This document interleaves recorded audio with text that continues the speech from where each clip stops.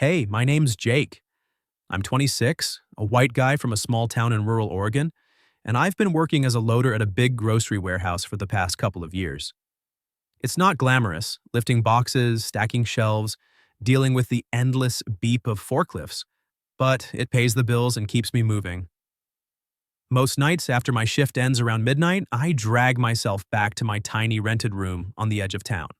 It's a cramped place with a tin roof that rattles in the wind, a single bed pushed against the wall, and a space heater that hums like an old refrigerator on its last legs. I usually heat up whatever leftovers I grabbed from the employee fridge, maybe a half-eaten sandwich or some cold pasta, and crash on the bed, scrolling through my phone until sleep hits me. No family around anymore.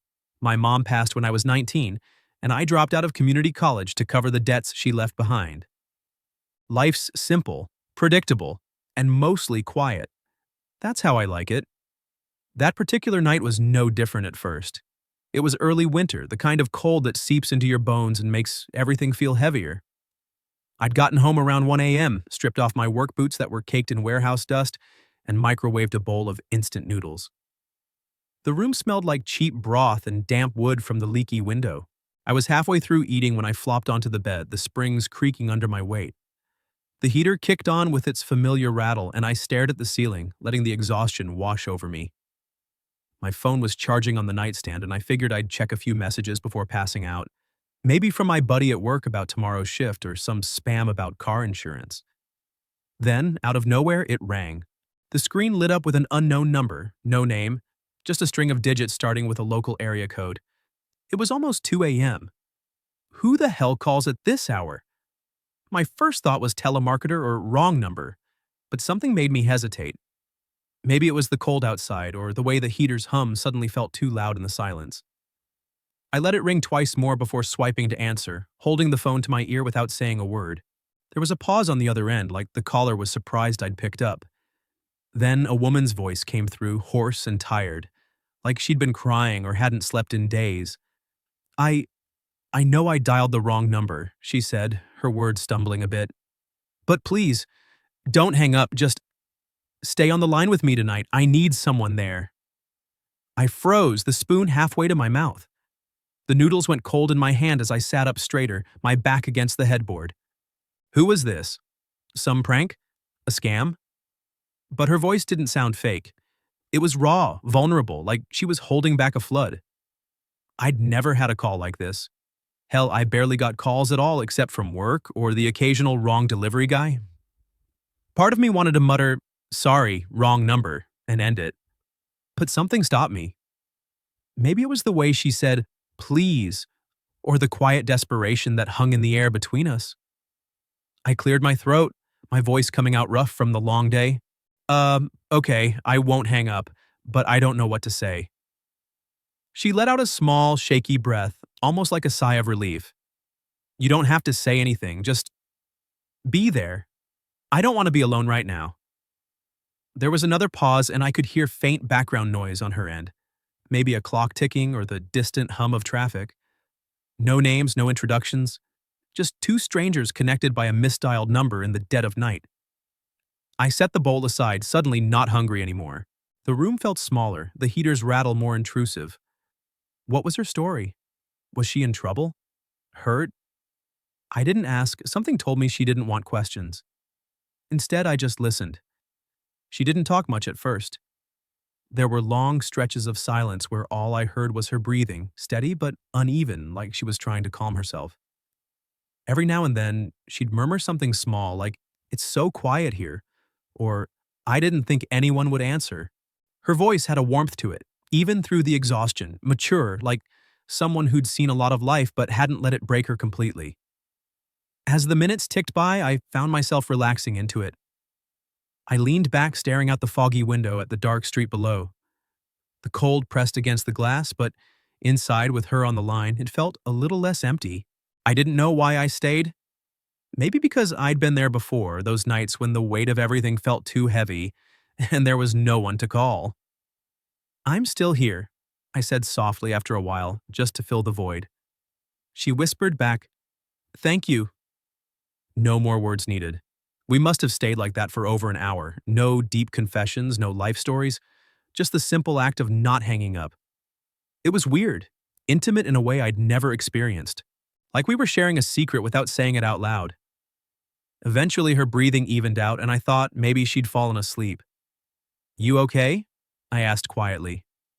There was a rustle, then her voice, softer now. Yeah, I think I can sleep now.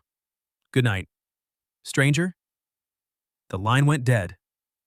I sat there for a long time after, phone still in hand, the screen dimming. Who was she? Why me? The question swirled, but underneath it all was this strange sense of connection. For the first time in years, I didn't feel quite so alone in that crappy room. Little did I know that wrong number was about to change everything. 2 days after that strange call, I woke up to my phone buzzing on the nightstand.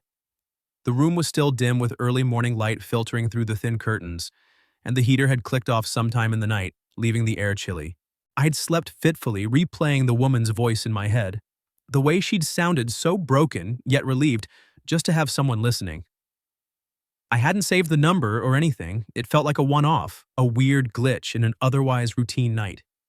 But there it was, a text from the same unknown number. Thanks for not hanging up. If you're free sometime, come by the library behind the old high school. I'll make tea. I stared at the message for a minute, my thumb hovering over the reply button. Who was this? Part of me wondered if it was a setup, some kind of joke or worse. But the tone matched her voice from the call, simple, grateful, no pressure. I typed back, sure, when? The response came quick. Any evening after 6, I'll be there. I didn't go right away. Work kept me busy that day, another long shift stacking pallets of canned goods and frozen stuff, my back aching by the end. But the next evening, curiosity got the better of me. The library was a small brick building tucked away on the outskirts of town, the kind of place that smelled like old paper and dust. It wasn't much, a few rows of shelves, some worn tables, and a reading nook by the window. I'd driven past it 100 times but never gone in. Why would I? Reading wasn't my thing. I preferred fixing stuff or just zoning out. I pushed open the door around 7 p.m. and the bell jingling softly. The place was empty, lights dimmed low except for a lamp at the front desk. And there she was, sitting behind it, sorting through a stack of books. She looked up and our eyes met. She was older than I'd imagined, maybe early 40s, with soft lines around her eyes and mouth that spoke of years lived. Her hair was pulled back in a simple ponytail, strands of gray mixing with the brown, and she wore a gray cardigan over a plain blouse, glasses perched on her nose. Not flashy, not trying to stand out, just quietly there, like the books around her. But there was a warmth in her smile that hit me right away. You're the one from the phone, she said, standing up. Her voice was the same, hoarse but steady now, without the desperation. I'm Laura, come in, sit down. I nodded, feeling a bit awkward as I walked over. Jake, I said, extending a hand. She shook it firmly, her palm cool and soft. I didn't expect, any of this. She laughed lightly, a sound that eased the tension. Neither did I, but you stayed on the line. That meant something. She motioned to a small table by the window where a kettle and 2 mugs waited. Tea? It's chamomile. Helps with the cold nights. We sat, and she poured for both of us. The steam rose in lazy curls, carrying a faint herbal scent that mixed with the musty air of the library. For a while, we didn't say much, just like on the call. I sipped the tea, warm and soothing, and glanced around. The shelves were lined with faded spines, a mix of classics and dog-eared paperbacks. Outside, the streetlights flickered on as dusk settled. So, I finally said, why the call? I mean, if you don't mind me asking now. Laura stared into her mug, her fingers tracing the rim. Rough night. My husband's been gone for years, divorce, not death. But sometimes the quiet gets too loud. I dialed a wrong number on purpose, I think. Just needed to know someone was out there. She looked up, her eyes meeting mine without flinching. What about you? Why'd you answer? I shrugged, feeling exposed. Don't get many calls, and I guess I've had nights like that too. Mom died young, left me with bills. Dropped out of school to work. It's just me now. She nodded, no pity in her expression, just understanding. Life has a way of isolating us, doesn't it? From that first meeting, it became a thing. Every Friday evening after my shift, I'd head to the library. Laura would have the tea ready, and we'd sit by that window, watching the town wind down. The conversation started slow. Small talk about the weather, the slow pace of rural life. But over time, they deepened. One night, as rain pattered against the glass, she opened up more. I grew up in a family that expected me to marry young, settle down. But I wanted more. Books, quiet, my own path. Ended up with a man who didn't get that. Divorced at 35, and now, well, people think you're too old to start over.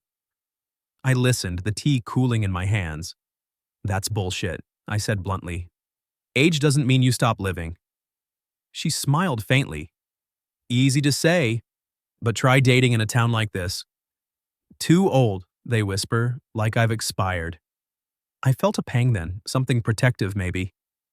You're not old, you're real. Most people my age are chasing parties or quick fixes. You actually think about things.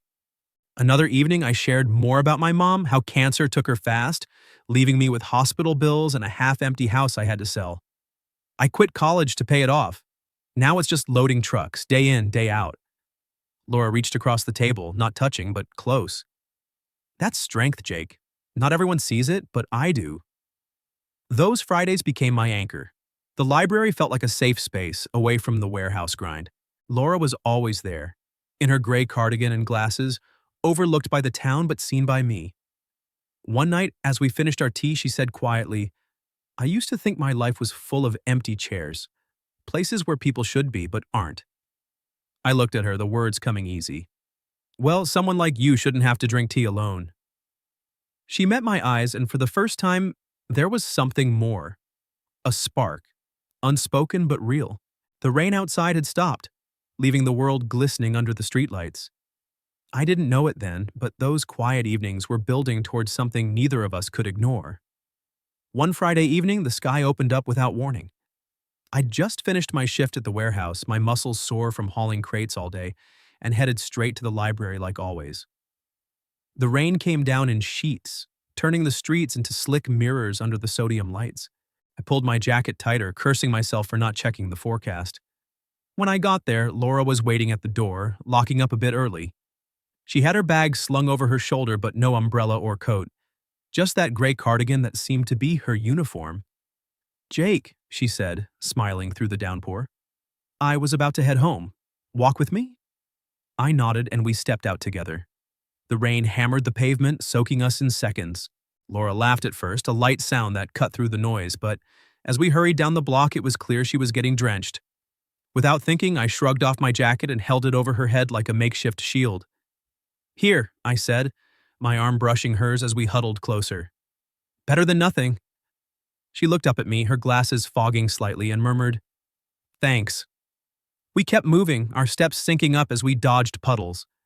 The town was quiet, most folks tucked inside on a night like this, but we ended up taking shelter under the awning of the old bakery on Main Street.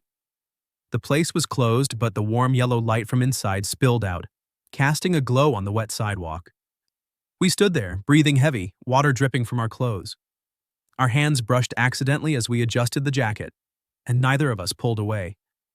It lingered, just a loose hold, fingers intertwined in that tentative way. The rain drummed on the roof above us, and for a moment it felt like the world had shrunk to just that spot. That's when the door to the bakery creaked open. An older woman, Mrs. Harlan, I think, one of the regulars at the grocery, stepped out with a trash bag, probably closing up for the night. She froze when she saw us, her eyes narrowing as they flicked from Laura to me, then to our joined hands under the jacket. Her mouth tightened into a thin line, and she muttered something under her breath before turning back inside. But I caught it. That old librarian hooking up with the young loader kid? What's this town coming to? Laura's hand stiffened in mine, but she didn't let go. We waited until Mrs. Harlan was gone, the door slamming shut behind her. The moment felt tainted now, the warmth replaced by an awkward chill. Ignore it, I said, trying to sound casual. People talk. She nodded, but her smile was forced. Yeah, let's get you home before you catch a cold. We walked the rest of the way in near silence, the rain easing up as we reached her small house on the edge of town. At her door, she handed back my soaked jacket. Thanks for tonight, Jake. Her voice was quiet, and she didn't meet my eyes fully. The next morning, it started. I showed up at the warehouse like usual, clocking in and grabbing my assignment sheet. But my supervisor, a gruff guy named Hank who'd been there forever, pulled me aside before I even hit the floor. Jake, we need to talk. His face was stern, arms crossed. Heard some rumors floating around town. You and that librarian lady, people are saying things. Customers might hear, and it don't look good for the store. Makes us seem unprofessional. I stared at him, my stomach dropping. What? It's not. He cut me off. Don't matter what it is. We're a family business here. Can't have folks thinking our employees are, well, sorry kid, but we're letting you go. Clean out your locker. Just like that. No warning, no second chance. I packed my stuff in a daze. Work gloves, a spare shirt, the thermos I'd kept in there, and walked out into the daylight, the rain from last night leaving everything muddy and gray. How had word spread so fast? Mrs. Harlan probably, small town like this, gossip moved quicker than the morning fog lifting off the fields. I didn't call Laura right away. Figured she might not have heard yet, or maybe she needed space. But by afternoon my phone buzzed with a text from her. We need to talk, not tonight. Short, no warmth. I replied okay, but the silence stretched.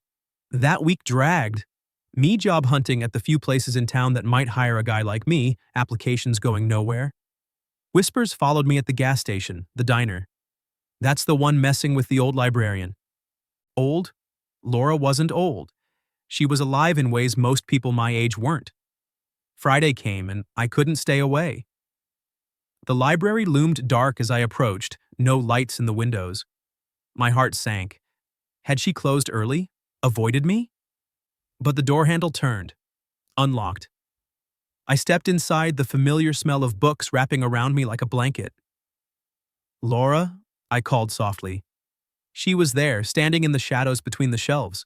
Her arms crossed tight like she was holding herself together. The lamp at her desk cast a faint glow, highlighting the worry lines on her face. Jake, she said, her voice barely above a whisper. You came. Of course. I moved closer but stopped a few feet away. What happened?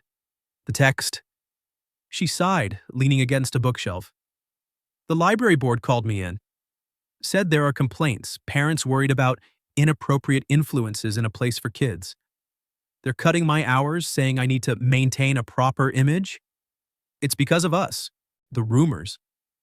I felt anger bubble up. That's crap. We haven't done anything wrong. Her eyes met mine, glistening. I know, but I thought I was tough, Jake. Built walls after the divorce, told myself I didn't need anyone. But really, I'm scared. Not of the talk, I've heard worse, but of this. She gestured between us. Of thinking no one would stick around long enough to see past one night. That I'd just be a story to you. Her words hit hard, echoing my own fears. I stepped forward, closing the gap. You're not a story. You're real to me. Without overthinking, I reached for her hand. Our fingers laced together, not out of pity, not from the rain's necessity, but because something deeper pulled us. It was electric, that first real touch, warm, steady, like finding an anchor in a storm. She didn't pull away. Instead, she squeezed back, her thumb brushing my skin.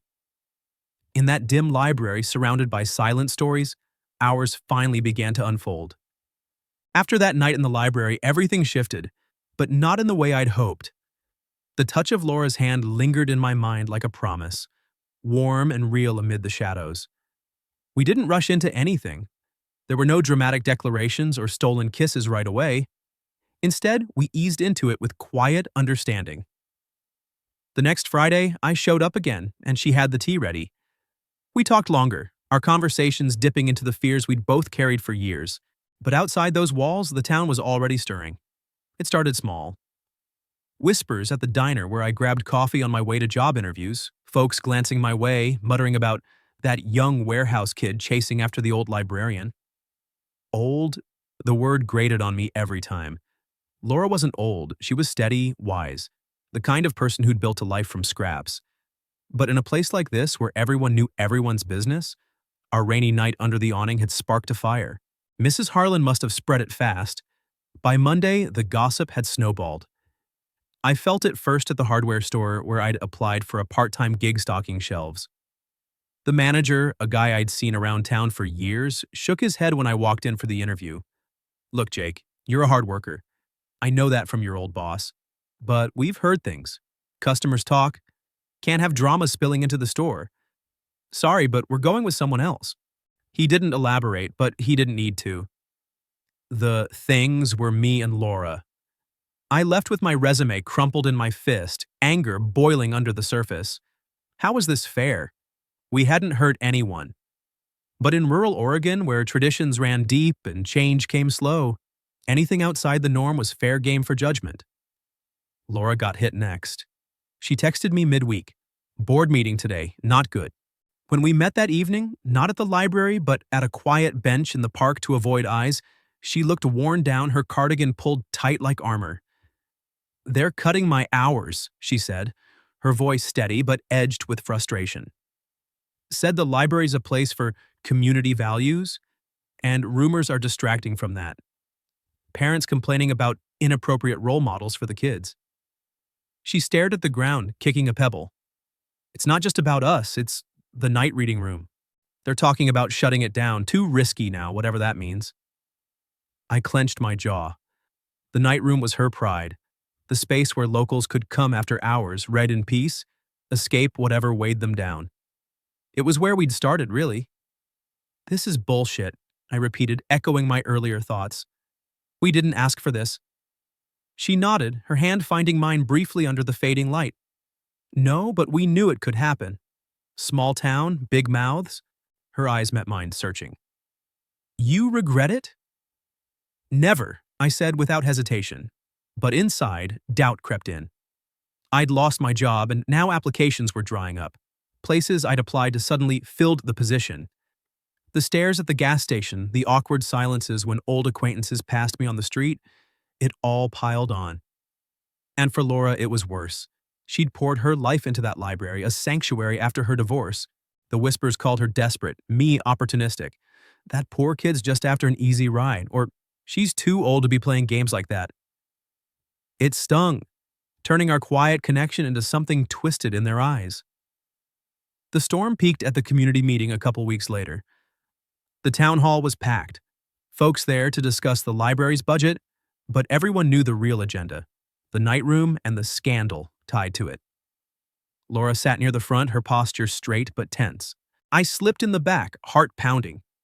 The board chair, a stern woman in her 60s, droned on about upholding standards and protecting our youth. Then came the proposal: close the night reading program to avoid any perceptions of impropriety. Murmurs rippled through the crowd. A few nodded approvingly, others shifted uncomfortably. When the chair opened the floor for comments, hands shot up, mostly complaints about questionable influences. One guy, a parent from the school, stood and said, "We can't have our kids around that kind of thing. It's not right." I felt my face heat up. Laura's head dipped slightly, and that was it. I couldn't sit silent. My chair scraped as I stood, the room turning to stare. "Excuse me," I said, my voice louder than I intended. It echoed off the walls. "I don't usually speak at these things, but I have to say something." The chair nodded warily. "Go ahead, son." I took a breath, my hands clenching at my sides. Look, I know what people are saying about Laura and me. And yeah, it's true, we're seeing each other. But that's our business. It doesn't change what she's done for this town. That night room? It's not some shady spot. It's where people go when they need quiet. Kids learning to read, folks escaping a bad day. Laura's the one who keeps it going, teaching, listening. If you shut it down because of rumors, you're punishing her for living her life. And if you think that's protecting values, maybe we need to reread what community really means. The room went dead quiet. I could feel eyes boring into me, some shocked, some angry, a few thoughtful. Laura turned in her seat, her expression a mix of surprise and something softer, like pride. Then, slowly, a clap broke the silence. From an older man in the back, one of the vets who came to the library for audiobooks. Another joined, then more. Not everyone, but enough. People started sharing stories. Laura helped my grandson with his homework, or she stayed late for me when I needed a place to think. The tide shifted, voices defending the program, defending her. By the end, the board tabled the closure. No promises, but it was a win, a crack in the wall of judgment.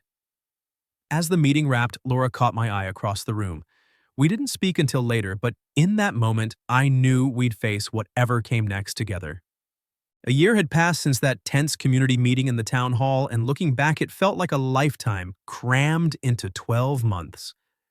The whispers hadn't vanished entirely. Small towns have long memories, but they'd faded into background noise like the distant hum of traffic on the highway.